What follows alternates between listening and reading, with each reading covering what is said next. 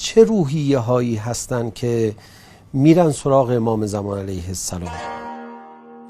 این تواضعی که در دعا در وجود انسان پدید میاد، این تواضع لازمه برای اینکه انسان به یاد آقای امام زمان علیه السلام بیفته، به یاد فرج و ظهور بیفته و تمنا بکنه فرج رو. خیلی زیباست، بندگان خدا دوست دارن از عظمت خدا حرف بزنن، لذت میبرن. در یک تشبیهی شاید بشه گفت مانند کودکانی که دوست دارن از قدرت پدر و مادرشون حرف بزنن.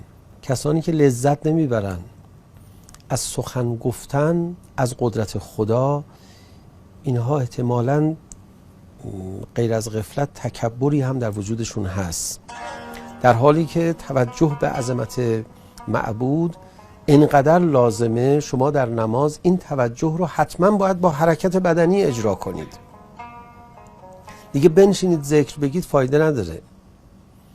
سبحان ربی العظیم و بحمده در حالی که رکوع کردیم، سبحان ربی الاعلی و بحمده در حالی که به سجده رفتیم. پس در ادعیه وقتی که ما رو متواضع نسبت به مقام ربوبی می کنند، غرضی دارند و غرضهای بسیار مهمی، مثل از بین بردن تکبر در دل.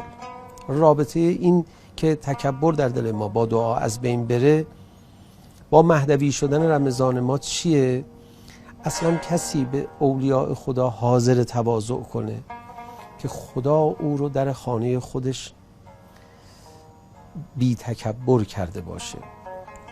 دعای افتتاح نه، دعای ابو حمزه سومالی رو هم شما اگر بخونید، دعای کمیل رو هم اگر خوب بخونید، نمازتون رو هم خوب اگر بخونید، روزه رو هم خوب اگر بگیرید، باید تواضع در قلب پدید بیاد. و وقتی تواضع در قلب پدید اومد، تمنای ظهور و فرج افزایش پیدا میکنه.